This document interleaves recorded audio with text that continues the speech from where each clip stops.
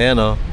Yung minivan na yan na paalis. Ayan, kakukuha lang nila ng unit nila. Binili po nila yan.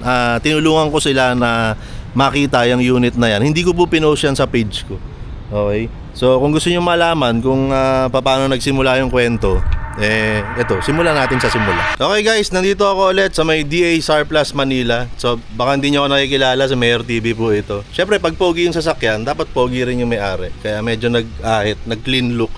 Okay, so andito tayo ngayon dahil ito na, binalikan ko na itong unit na kulay itim na babiyahe papuntang Ilocos Norte, kung di ako nagkakamali. Ngayon kung nagkakamali ako, baka Ilocos Sur. Okay, so iniwan ko to rito kasi yung controls nung yung window, yung master lock ay nasa passenger side pa. So iniwan ko to rito para ma-convert, mailipat sa kabila. Okay, so andito na, binalikan ko na. Okay, so ito na yung passenger side.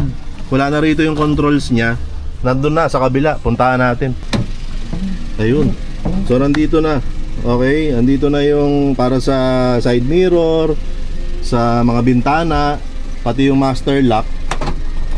Ayan, nandito na rin. Noong nakaraan, dinala ko na rin to rito para ma-check yung makina, yung performance niya bago magsara ng deal, no? Nung chinek nila dito, itong unit na to, ang sabi nila, cooling system niya, wala naman leak. Engine bay, walang tagas. Transmission, wala rin. Tsaka sa turbo. Tahimik yung makina. Pag scan, wala naman lumabas na fault code. ayun, kaya nung sumunod na balik ko rito noon, ay nakipagkita na ako dun sa original na owner para, ayun na, iwan niya na sa akin. Inabot ko na yung initial payment nung bibili para makuha na namin itong unit and para mapagalaw na namin. Kasi nga, yun nga, yung ipaparepair na, ipapalipat yung controls. Siyempre, hindi namin pwedeng galawin yun hanggat hindi nababayaran. Sabi nila, Sir Julian, dito sa DA Surplus Manila, sobrang swabe daw manakbo nito. Okay? So ngayon, ay since iuwi ko na siya, ako makakaranas nun. Kung totoo ba? Baka mamaya, binobola-bola lang ako eh. Okay? Kung totoo ba na talagang swabing-swabe ang andaran nitong DA64W na ito. Ayan, smiley yan guys. Etong DA64W na to, galing to ng QC. Iniwan muna namin dito sa Caloocan. Iuwi ko sa Valenzuela.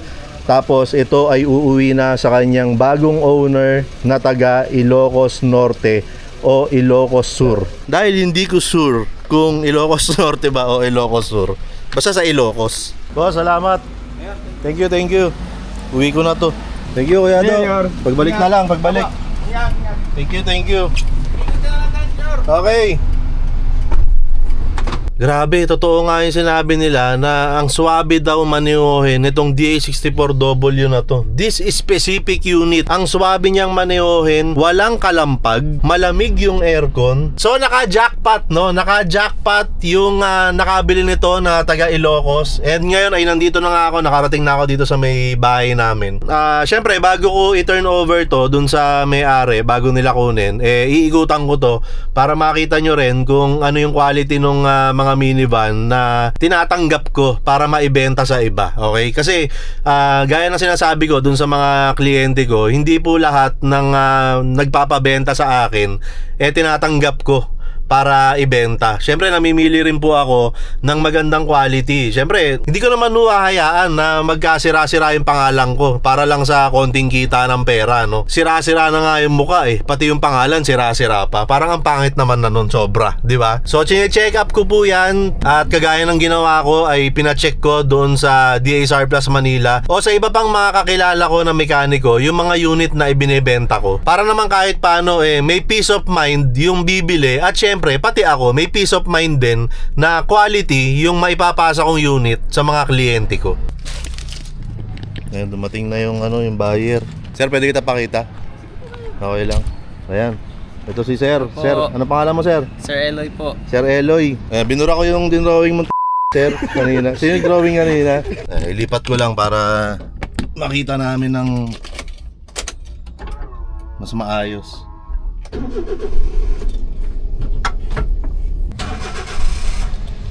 Ayan sir, automatic sliding. So ayan, the usual DA64W. So ito, captain seat, may armrest ka rito. Ayan, manibela, may Android screen. Yung aircon yan sir, na-testing ko, malakas aircon yan. Ayan, may OBD, 3-layer headlight sir. So medyo upgraded ka dyan sa part na yan. Top of the line yan. Yung wala na doon. So ito sir, para itiklop. Ayan sir, pag itiklop, ito sir. Tapos dito may hatakin dito. Yeah. Yeah.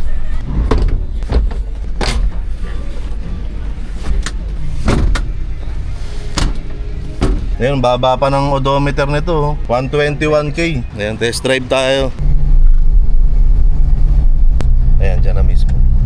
Diretso mo na ng Ilocos. Hindi, wag. Kidnapin natin. Wag. Hindi ko dala yung pera eh. Wala tayong pera. Sir, i-remind ko lang na surplus yung sasakyan natin. Posible talaga magka-problema yan. Wala naman tayo warranty kasi second hand yan na nabili natin. Pero kung kahit na anong kailanganin mo, sir, mag-ausap naman na tayo sa Messenger. Message mo lang ako. Pero yung gas, hindi ko na, wala na akong doon. Hindi kasama yun. Hindi kasama. Hindi, basta sir, magka-trouble ka o kaya kahit anong tanong mo, message mo lang ako hanggat kaya kong sumagot agad, sasagot ako kagad. Kompleto na sir, nasa na yung mga papel. Nasa na, kompleto na. Ito sir, konting salamat lang to. Dapat ang binibigay ko sa mga kliyente ko, yung huwag kang bibili ng minivan. Kaso sold out na eh. Kaya bigay ko na lang sa'yo. Ito, puro aprobado rin to. Ayan, bahala ka na kung ano bibigay mo kay sir. Kung bibigyan mo ba sila o sa'yo na lang to lahat.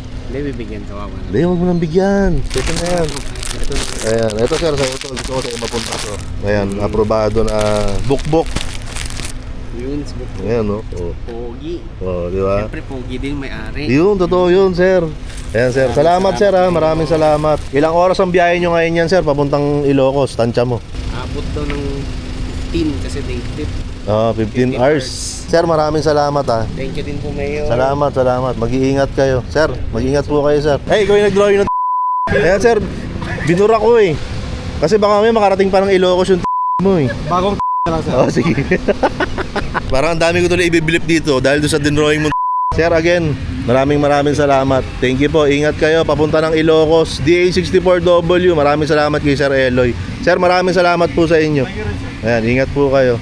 At eto na nga, nakaalis na sila ngayon and waiting na lang ako na balitaan nila ako kung nasan na sila. Siyempre hoping din ako na makarating sila ng safe sa Ilocos. Pero confident naman ako na makakarating talaga sila ng safe dun sa Ilocos. Kasi nga, pinacheck ko ng maraming beses yung unit na yan. Bagong PMS yan, bago kinuha dun sa owner na nagbenta. Pagkakuha ko ay pinacheck ko pa ulit. Kompleto yun. Gasolina lang ang kulang. Madali lang naman yung gasolina.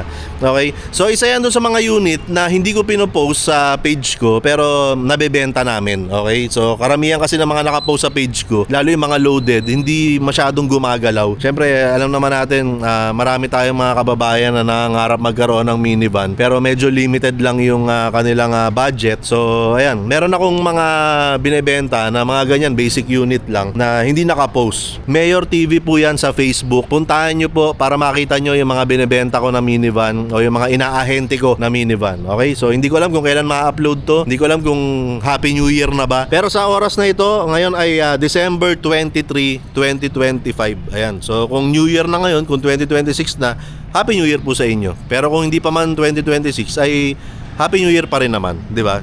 Pwede naman yun. So yun lang, yung mga nangangarap dyan na magkaroon ng minivan, kahit na super forma, super upgraded pa yung gusto nyo, o gusto nyo ay super basic unit lang, pwede po kayong mag-message sa akin, sa aking Facebook page. O kaya, bago kayo mag-message, ay tingnan nyo na po yung mga nakapost ko na minivan sa page ko. Magbasa po tayo para wag po tayong paulit-ulit. Kasi yung mga post ko po, maraming impormasyon na nakalagay doon. Pati yung presyo po ay nandoon. Wag po tayong mag-message agad-agad. Magbasa po muna tayo, okay?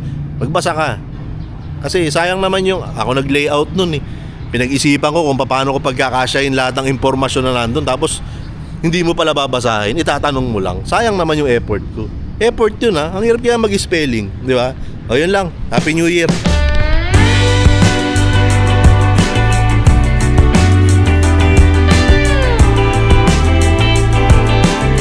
So ayun po, Mayor.